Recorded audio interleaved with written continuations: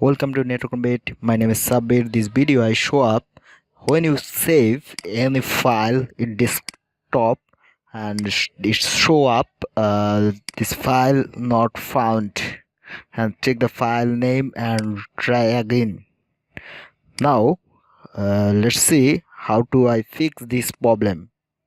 And search Windows Defender, setting, click and open Windows Defender Security Center.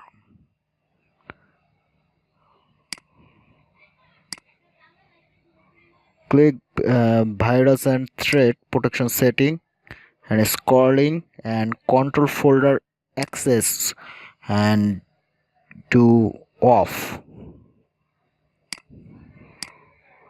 Okay, now I trying to save file. I think that your problem already solved. Yes, it's solved. Okay, if you like my video, please subscribe my channel and share. Thanks.